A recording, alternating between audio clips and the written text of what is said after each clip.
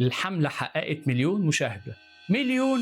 رقم كبير وحلو جدا ومبهر، بيتحط في أول شريحة في البرزنتيشن بخط ضخم ونديله لون أخضر ونحط جنبه أيقونة صاروخ صغير طالع لفوق عشان التقرير يحس إنه داخل ناسا مش اجتماع تسويق. الكل بيفرح والمدير بيقول بثقة جامد الحملة دي نجحت. بس استنى هنا، مليون مشاهدة وبعد إيه؟ هل الناس اشترت؟ هل دخلوا الموقع وخرجوا على طول؟ هل وقفوا عند صفحة الدفع؟ هل كانوا بيتفرجوا فعلا؟ ولا ايه الحكايه بالظبط؟ المشكله مش ان الرقم كبير، المشكله ان الرقم الكبير بيعمل زي واحد صوته عالي، مش بالضروره كلامه مهم بس صعب تتجاهله. وده فخ تقارير كتير بنتعامل مع الارقام كانها حقائق مستقله بتشرح نفسها، مع ان الرقم مش هو القصه، الرقم هو مجرد اثر، الرقم هو اثر لسلوك، لقرار او لخوف او لثقه. الرقم في الحقيقه عامل زي اثر رجل على الرمل، بيقول لك ان في حد عدى من هنا بس ما بيقولكش مين وليه، كان بيجري ولا بيتمشى، تايه ولا مستعجل.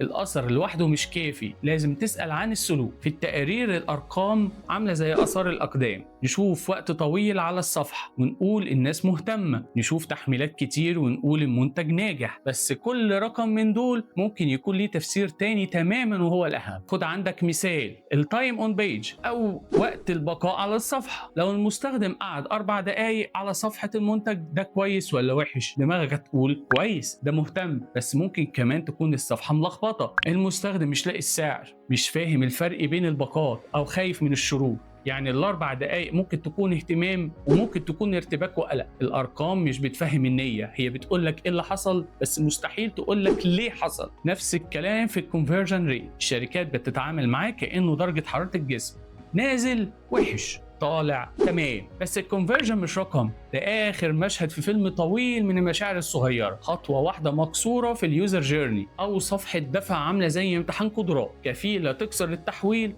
والفيلم كله يبوظ. تخيل شركة عملت حملة إعلانية والتقرير طلع بيقول زيارات الموقع زادت 60%، الكل مبسوط، بس تحت شوية المبيعات زادت 3% بس، معدل التخلي عن السلة ضرب في السماء. الرقم الكبير الزيارات زادت 60%، مش غلط بس مش هو القصة. القصة إننا جبنا ناس أكتر لمدخل المحل، بس الباب اللي من جوه كأنه كان بيعضهم. تخيل عندك محل في الشارع عمل إعلان رهيب، فالناس وقفت طابور بره، وكل ما واحد يدخل يلاقي الممر جوه ضيق والاسعار مش واضحه، كاشير بيطلب بيانات ملوش دعوه بيها، فالناس بتسيب البضاعه وتمشي. تروح انت تعمل تقرير للاداره تقول فيه عدد زوار المحل زاد 60%، حلو، بس الزياده دي كشفت مشكله اكبر. المشكله مش في جذب الناس، المشكله في التجربه بعد ما يدخلوا.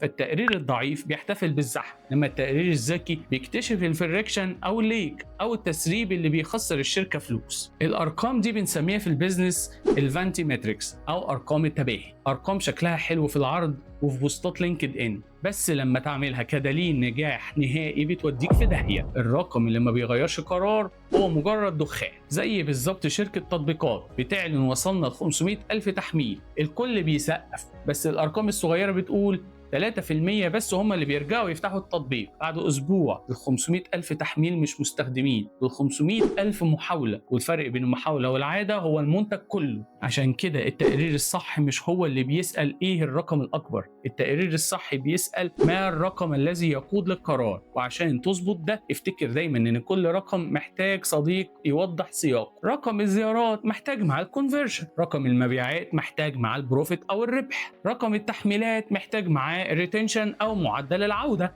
الرقم لوحده زي شاهد في المحكمه، ممكن يقول لك نص الحقيقه، ونص الحقيقه في الداتا كفيل ياخد قرار يخسر ملايين. المره الجايه لما تشوف رقم كبير ما تنبهرش بسرعه واساله انت جاي من سلوك ايه. شاركوني في الكومنتات ايه اكتر فانتي ماتريكس او رقم تباهي شفتوه وعطل قرار بيزنس حقيقي. وما تنسوش تتابعوا الحلقه الجايه عشان نهندس الفهم سوا. اشوفكم على خير.